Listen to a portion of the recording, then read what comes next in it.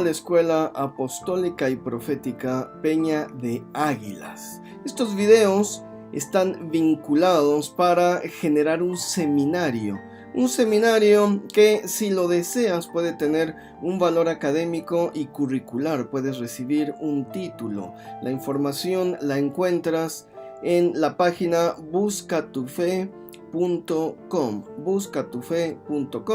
Entras a la sección de educación y bueno, ahí buscas la Escuela Apostólica y Profética Peña de Águilas. Si deseas que tenga un valor académico el seminario, necesitas adquirir mi libro, este libro que está vinculado a estos videos, o es un apoyo o es un complemento. Se complementa el libro con los videos con el libro. Lo puedes adquirir en Amazon. Búscalo por mi nombre, Lauro Eduardo Ayala Serrano, y bueno, te lo envían a tu domicilio con un solo clic. Amazon.com. Bienvenido a la Escuela Apostólica y Profética Peña de Águilas.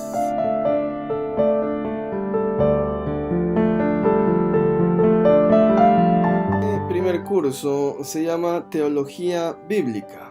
Bueno, tiene ciertos requisitos para su acreditación académica. Una es la lectura de este libro, el libro del Edén a Sodoma, Decodificando la Biblia. Son 15 capítulos. Vamos a hacer videos en referencia a estos capítulos y se necesita entregar un resumen ejecutivo por cada capítulo. Es decir, hay que enviar 15 resúmenes ejecutivos a través de la página de la Escuela Apostólica y Profética Peña de Águilas en buscatufe.com.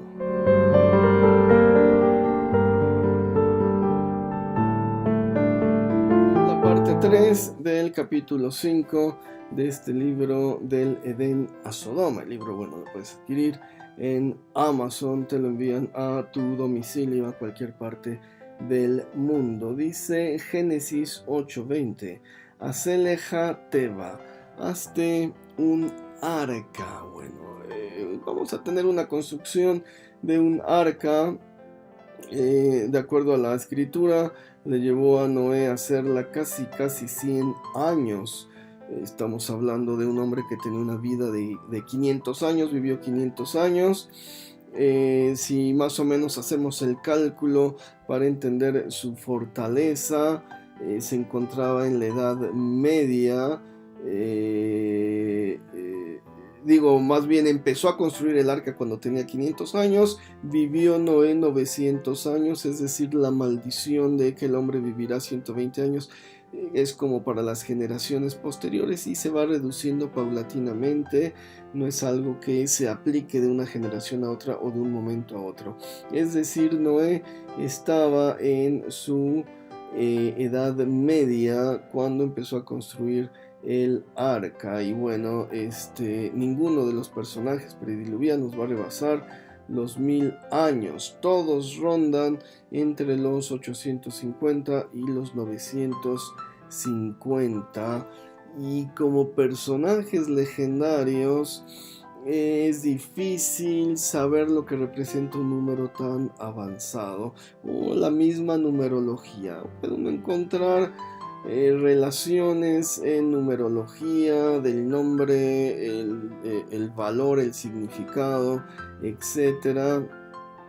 Pero básicamente la historia los quiere como resaltar de entre seres humanos normales. Dice, mira, no son normales, tenían una larga y gran vida, no como los seres humanos ahora. Y bueno, estos números tan extensos en la vida de los personajes también es el fundamento del calendario lunar hebreo. Bueno, cuentan desde el nacimiento de Adán y Eva y todos los años que vivieron estos personajes, 900 años más 800 del hijo, más otros 950, ¿sí? Y el judaísmo dice, bueno, esta es la antigüedad. que tiene el planeta Tierra, 5770 y tantos, dependiendo del año en el que veas este video. Entonces, bueno, empiezan a hacer ese conteo a partir de la creación. Y los cientos de años es como, o podría ser también un modo pseudocientífico para calcular la edad de la Tierra desde una mente primitiva. Las genealogías van a ligar al ser humano con su creador. Y bueno, es muy importante en el judaísmo el recuento genealógico tan antiguo. Estamos hablando de muchas genealogías que pasan normalmente en la sociedad moderna. Y si yo te pregunto por tus abuelitos o por tus bisabuelitos, quizás conozcas a los bisabuelitos, pero 4, 5 generaciones, 6 generaciones, tendrías que hacer una investigación. La mayoría de las personas conocen al papá, al abuelo, y uno que otro al bisabuelo. Es decir, estamos hablando de un grupo que conservaba los nombres genealógicos muy antiguos. Esto es común en culturas nilóticas. Los Nuer, por ejemplo, se vinculaban al creador no con tantas no con tantos nombres en la genealogía, pero sí unos 10 o 15 personas, y después, bueno, estaban vinculados directamente al creador. Este método de conservación del linaje del pueblo de Israel es excelente. La Biblia, que compila todos estos nombres, usan una técnica excelente para conservar o para decir desde dónde vienen nuestros ancestros. El arca en sí es un paralelepípedo, es decir, un rectángulo. Tiene una forma rectangular y va a tener una zohar. Zohar, en su traducción más literal, es resplandor. Va a tener un resplandor. Se ha traducido como ventana, pero no es precisamente una ventana. O sí, porque se abre para sacar la mano y echar a volar unos pájaros. Es un término complejo. Hay todo un libro, el libro del resplandor, el Zohar, que va a tratar sobre esta iluminación espiritual. Y bueno, también va a tener una petach. Petach sería una abertura que va a ser la única puerta de entrada o de salida. Los términos son un poco imprecisos. Hay una Zohar, hay un resplandor que pudiera ser una ventana, y hay una petach, una abertura que se va a cerrar, y Dios la va a cerrar cuando empiece a llover. Entonces, bueno, la Zohar va a tener todo este giro místico en el judaísmo medieval, como una iluminación que recibe el practicante después de pasar por un momento de angustia como es el diluvio. Entonces, bueno, son términos complejos. La única finalidad, bueno, no es para que se asome y vea cómo está la lluvia o el agua, porque es como para sacar este plumífero, estos pájaros, este cuervo, esta paloma, y verificar que el agua haya descendido de la tierra, no para echar un vistazo a lo que está sucediendo afuera.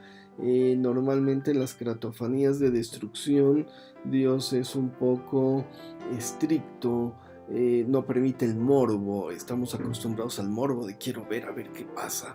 Cuando Dios destruye el mundo, Dios dice no seas morboso, mira, mejor enfócate en otra cosa. Es decir, el Señor no ve muy bien que uno esté de mirón. Estas cratofanías se mantienen bajo secretismo, porque finalmente la muerte de un ser humano, la extinción de la vida, un genocidio como es el diluvio, no es algo como para que haya espectadores diciendo, órales, mira, ese ya se ahogó, le está saliendo vómito por la boca. Es algo que aflige el corazón del Creador, y por lo tanto dice, no sean morbosos, no quiero espectadores, es algo muy duro, es algo muy triste, es algo que realmente no quieren ni desean ver, ni deseo tampoco que vean, porque la muerte o el sufrimiento va a contaminar o va a herir sus corazones. Bueno, en Génesis 7:16, una vez que entraron los animales, que está salva la familia de Noé, Dios va a cerrar las puertas, ¿no? Hay todo un debate de cuántos animales entraron, luego otros dicen animales puros, animales impuros, si entraron de dos en dos, hay otros que entran de siete en siete, y bueno, es la mezcla entre manuscritos, el manuscrito, los códices sacerdotales que ya intentan incluir la división entre animales puros y no, los que se sacrifican y los que no.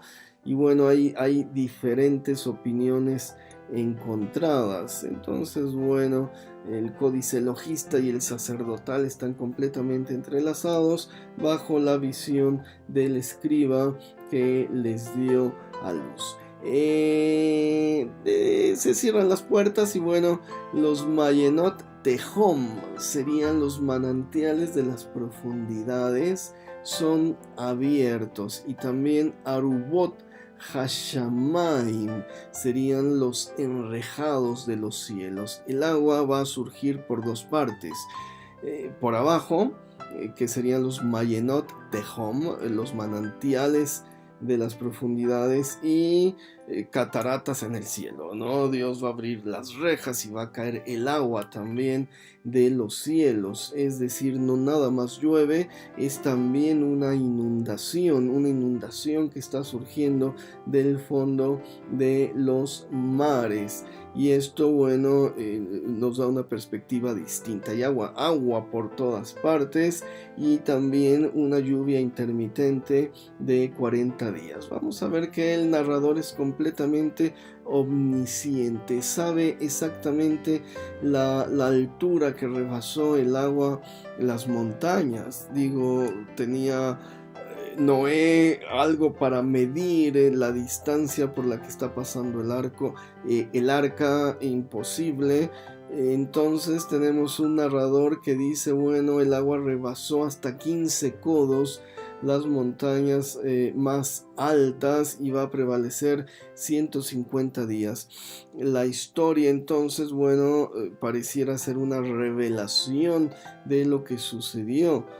Cómo calcular realmente cuánto subió el agua. Sí, Noé está completamente encerrado dentro de el arca. Y bueno, finalmente en el versículo 8, el señor Sojer, se acuerda de Noé, se acuerda de todas las bestias que están allí en el arca, como el que dice, ya se pasó, mira, ay, Noé, ya se me había olvidado, ahí está Noé con los animalitos, etcétera. Y manda un ruach, viento, pero también puede ser espíritu, es el mismo término, pneuma en griego, ruach es el mismo espíritu del Señor, el que se utiliza para que se lleve las aguas, las disperse, y finalmente el arca batinaj, otra vez el mismo término, noach, naj, descansa sobre una montaña. Vemos este término repetido en toda la historia, como lo mencionamos en los capítulos anteriores. Y bueno, el arca se posa sobre el monte Ararat, es un volcán inactivo, domina toda la región de Turquía.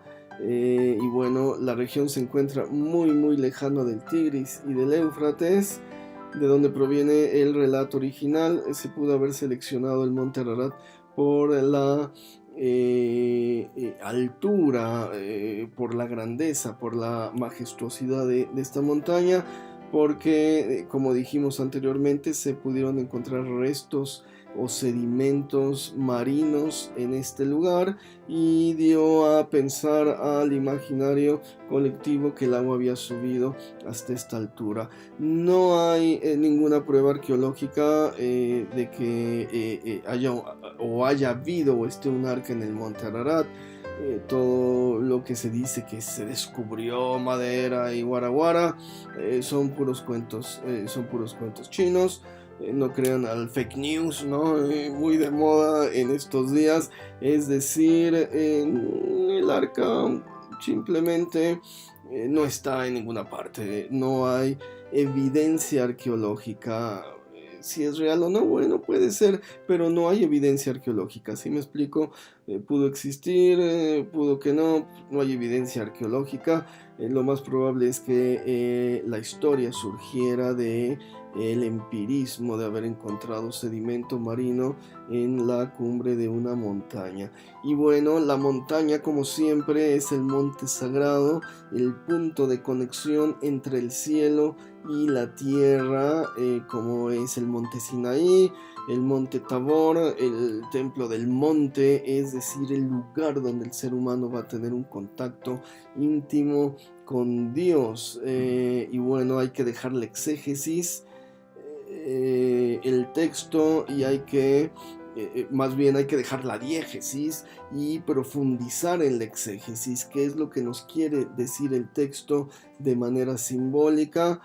Primera de Pedro 3:20 lo va a entender como un bautismo. Dice, es un bautismo donde se tiene que quedar toda nuestra vida atrás, toda nuestra corrupción, todo lo que éramos sumergido en el agua, toda esa corrupción se debe terminar y bueno, volver a salir, tener un contacto con Dios en el monte que representa la iglesia, y haber nacido de nuevo, ser una persona completamente nueva. Entonces, bueno, es una historia profunda, es una historia sumeria, es una historia babilónica que fue retomada en la Biblia, dentro del judaísmo, y que va a tener mucho simbolismo, que va a tener muchas interpretaciones, que va a tener muchas metáforas que nos ayudan a entender nuestra muerte, nuestra resurrección, que nos ayudan a entender